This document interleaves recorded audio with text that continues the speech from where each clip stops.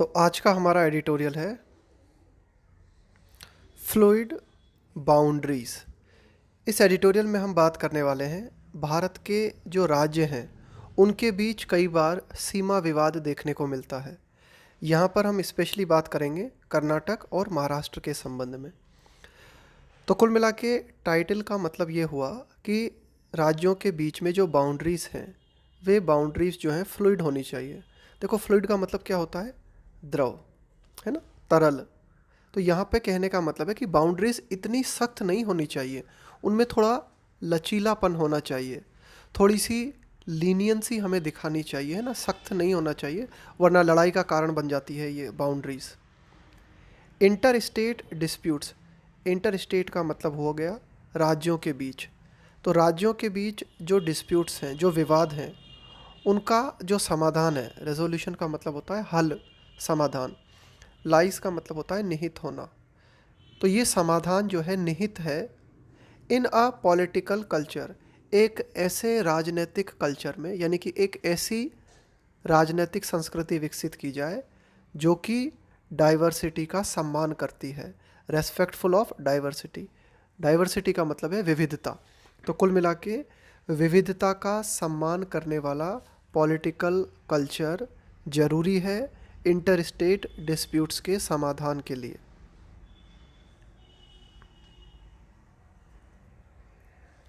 The dispute between Karnataka and Maharashtra over. तो dispute का मतलब है विवाद। तो कर्नाटक और महाराष्ट्र के बीच में जो विवाद है, ओवर, किस बात को लेकर? उन एरियाज़ को लेकर, उन क्षेत्रों को लेकर जिनके बारे में, दैट बोथ स्टेट्स क्लेम, जिनके बारे में जो दोनों राज्य हैं वे दावा करते हैं। क्या? टू बी देयर्स, अपने होने का दावा करते हैं। यानी कि महाराष्ट्र कहता है ये क्षेत्र मेरे हैं, कर्नाटक कहता है ये क्षेत्र मेरे हैं। अब देखो यहाँ पे ये जो हैज़ आया है, ये हैज़ आया है डिस्प्यूट के लिए, कि ये जो विवाद है हैज़ बिकम नेस्टी। नेस्टी का मतलब होता है बहुत ही ज़्यादा अनप्लेजेंट, बहुत ही बुरा। तो ये जो विवाद है बहुत ही बुरा जो है बन गया है। एंड नॉइजी, नॉइजी का मतलब है शोर शराबे से भरपूर। इन रिसेंट वीक्स, अभी हाल ही के वीक्स में, अभी हाल ही के सप्ताहों के दौरान हमने ये देखा है कि ये विवाद जो है बहुत ही बुरा और बहुत ही ज़्यादा शोर से भरपूर बन गया है। इवन, यहाँ तक कि ये जो विवाद है लीडिंग टू, कारण बन रहा है किस चीज़ का? हिंसा का। यानी कि ये विवाद जो है हिंसा की ओर ले जा रहा है। Karnataka chief minister Basavaraj Bommai and Maharashtra deputy chief minister Devendra Fadnavis.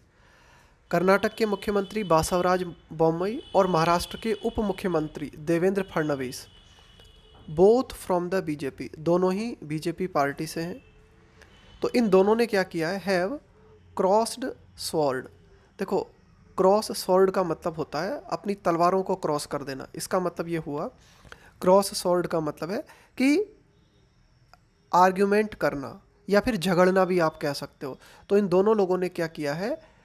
Have crossed sword publicly, कि सार्वजनिक रूप से जो है झगड़ना शुरू कर दिया है, आर्ग्यूमेंट्स देने शुरू कर दिए हैं। कैंपेनर्स यानी अभियान चलाने वाले। फॉर द मर्जर, मर्जर का मतलब होता है विलय, of Karnataka's Marathi speaking areas.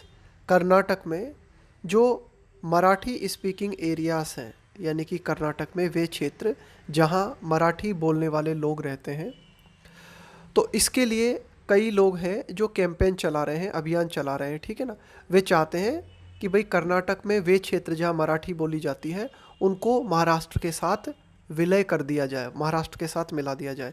तो ये जो बात है इसने क्या किया है? अपड द एंटी। देखो, अप द एंटी इसका मतलब क्या होता है? इसका मतलब होता है और ज़्यादा बढ़ा देना। बढ़ा देने से मतलब है जैसे मान लो कोई विवाद चल रहा है, उस विवाद को, या कोई आर्ग्यूमेंट है, कोई झगड़ा है, उसको और ज़्यादा बढ़ा देना। तो ये जो कैंपेनर्स हैं जो इस बात के लिए प्रयास कर रहे हैं कि कर्नाटक में मराठी स्पीकिंग एरियाज़ को महाराष्ट्र के साथ मिला दिया जाए, तो इन कैंपेनर्स ने क्या किया है? मामले को या विवाद को और ज़्यादा बढ़ा दिया है। इस सप्ताह बाय ऑर्गेनाइजिंग आयोजित करते हुए, अ कॉन्फ्रेंस का मतलब हो गया मीटिंग, है ना। तो इन कैंपेनर्स ने इस सप्ताह एक मीटिंग आयोजित करते हुए इन बेलगाम में इन्होंने एक मीटिंग आयोजित की, और उस मीटिंग का मुद्दा ये था कि भाई जो मराठी स्पीकिंग एरियाज है कर्नाटक में उन्हें महाराष्ट्र के साथ मिला दिया जाए। तो इससे विवाद और ज़्यादा बढ़ गया। Maharashtra politicians wanted to attend it, Maharashtra के जो पॉलिटिशियंस हैं वे इसे अटेंड करना चाहते थे, इस कॉन्फ्रेंस को, but were stopped by the police, लेकिन उन्हें पुलिस के द्वारा रोका गया। लीडिंग टू का मतलब है कारण बनते हुए। तो महाराष्ट्र के पॉलिटिशियंस इस कॉन्फ्रेंस को अटेंड करना चाहते थे, पुलिस ने उन्हें रोका तो इसका कारण क्या हुआ?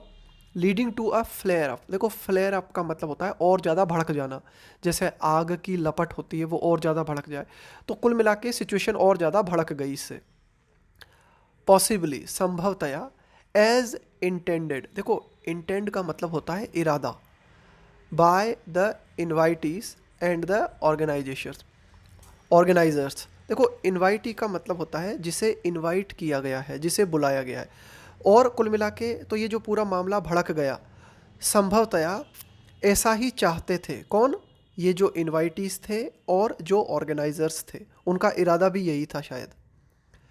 कर्नाटकास प्रैक्टिस, अब देखो कर्नाटका की क्या जो है प्रैक्टिस रही है सिंस 2006, यानी कि 2006 से कर्नाटक का क्या स्टैंड रहा है, क्या दृष्टिकोण रहा है इस बारे में, ऑफ होल्डिंग द विंटर। तो देखो कर्नाटक की ये प्रैक्टिस रही है, ये प्रथा हमने देखी है। क्या?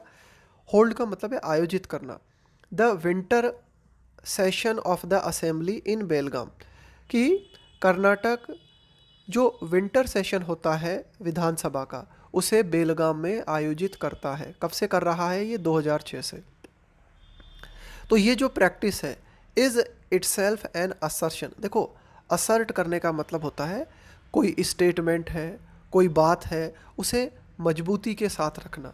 तो ये जो कर्नाटक की प्रैक्टिस है कि कर्नाटक 2006 से अपने विंटर सेशन को बेलगाम में आयोजित करता है, ये अपने आप में इस बात का असर्शन है कि ऑफ इट्स अथॉरिटी, कि भाई कर्नाटक का अधिकार है किस पे? ओवर द प्लेस, इस जगह पे, है ना, बेलगाम पे। रिसेंटली, अभी हाल ही में हमें क्या देखने को मिला? मिस्टर बोम्मई रीइटरेटेड, कि कर्नाटक के जो सीएम हैं मिस्टर बोम्मई, रीइटरेट का मतलब होता है पुनः दोहराना। उन्होंने इस बात को पुनः दोहराया, किस बात को? कर्नाटकास क्लेम, कर्नाटक के दावे को, ओवर किसके ऊपर? 48 विलेजेस ऑफ सांगली इन महाराष्ट्र, महाराष्ट्र में सांगली में 48 जो गांव है उनके ऊपर मिस्टर बोम्मई ने कर्नाटक के दावे को पुनः दोहराया। ड्रॉ का मतलब है निर्धारित करते हुए, अ शार्प रिबटल। देखो रिबटल का मतलब होता है कोई ऐसा स्टेटमेंट जिसमें कहा जाता है कि ये बात सही नहीं है, ठीक है ना। कुल मिला के इनकार करते हुए कोई स्टेटमेंट देना, उसको बोलते हैं रिबटल। तो ये जो स्टेटमेंट मिस्टर बोम्मई ने दिया कि सांगली कहाँ पड़ता है? महाराष्ट्र में, यहाँ पर जो 48 विलेजेस हैं वो कर्नाटक के हैं। तो ये जो बात उन्होंने कही, तो इसके द्वारा उन्होंने क्या किया? एक ड्राइंग निर्धारित करते हुए किया, अ शार्प रिबटल, एक तीव्र आप कह सकते हो कि उनका ये स्टेटमेंट था, ठीक है ना। तो ध्यान रखना, रिबटल का मतलब होता है एक स्टेटमेंट जो ये कहता है कि ये बात सही नहीं है। With exchanges getting increasingly provocative का मतलब होता है उकसाने वाला, भड़काने वाला। विद एक्सचेंजेस, तो कुल मिला के ये जो आर्ग्यूमेंट्स दिए जा रहे हैं ना, आर्ग्यूमेंट का जो एक्सचेंज हो रहा है, गेटिंग इंक्रीजिंगली प्रोवोकेटिव, तो ये जो एक्सचेंजेस ऑफ आर्ग्यूमेंट्स हैं ये लगातार भड़काने वाले होते जा रहे हैं। इसी बीच हमें क्या देखने को मिला है? यूनियन होम मिनिस्टर, केंद्रीय गृह मंत्री Amit Shah, has told the chief ministers, इन्होंने क्या किया है, जो दोनों मुख्यमंत्री हैं इनको कहा है, टू डायल डाउन का मतलब होता है कम करना, द रिटोरिक का मतलब होता है भाषणबाजी, नेताओं के द्वारा जो ऊंची ऊंची भाषणबाजी की जाती है उसे कहा जाता है रिटोरिक। तो कुल मिला के अमित शाह ने दोनों मुख्यमंत्री को कहा है कि भाई ये जो भाषणबाजी है इसे कम किया जाए, डाउन किया जाए, एंड वेट और इंतज़ार किया जाए किस चीज़ का, for the supreme court to adjudicate.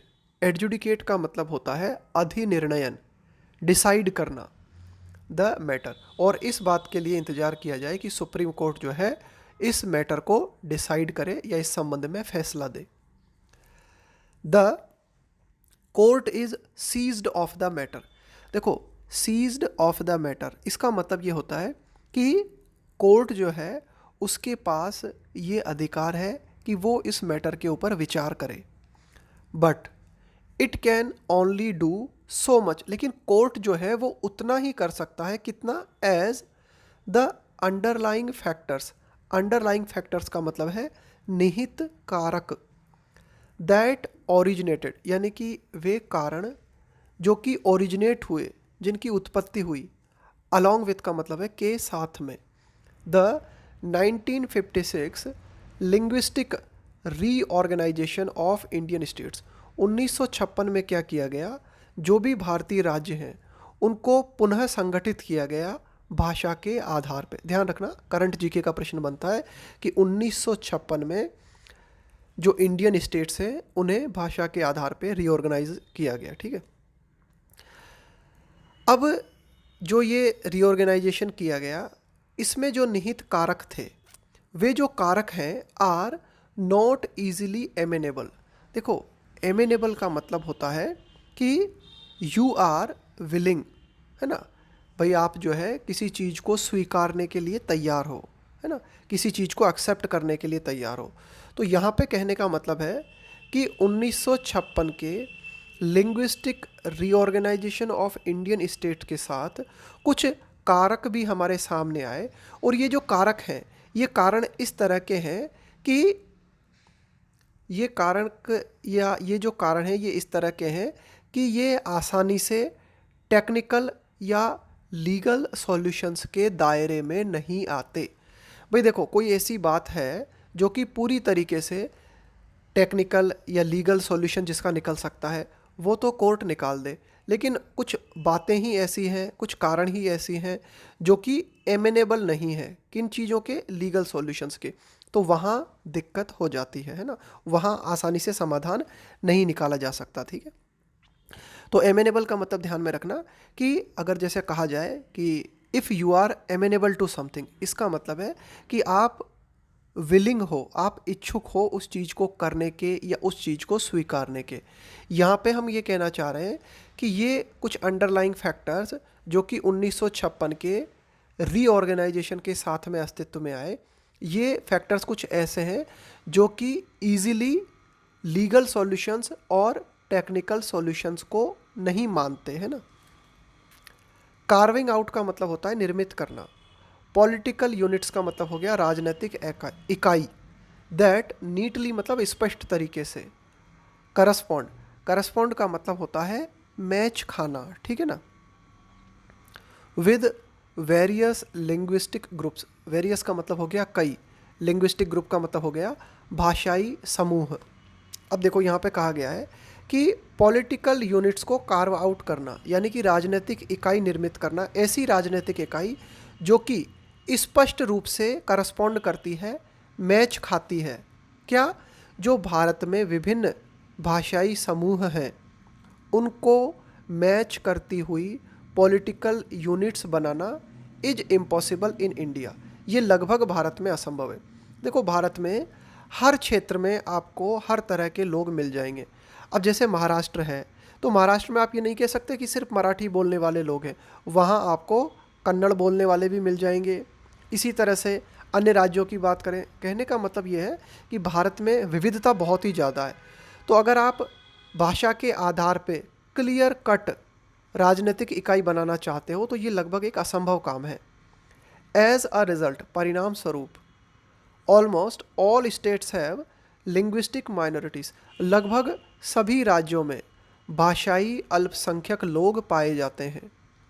और ये जो भाषाई अल्पसंख्यक लोग हैं, दैट आर अकॉर्डेड, अकॉर्ड का मतलब है प्रदान करना, स्पेशल राइट्स, कि ये जो भाषाई अल्पसंख्यक लोग हैं इन्हें विशेष अधिकार दिए गए हैं, विशेष अधिकार इनको प्रदान किए गए हैं।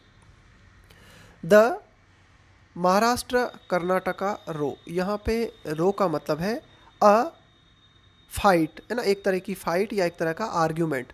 तो महाराष्ट्र और कर्नाटक को लेकर ये जो आर्ग्यूमेंट चल रहा है, ये जो लड़ाई हमें देखने को मिल रही है, फंडामेंटली आधारभूत रूप से ये जो आर्ग्यूमेंट है या ये जो डिस्प्यूट है, अराइज आउट का मतलब है उठता है, पैदा होता है, शुरू होता है, कहाँ से?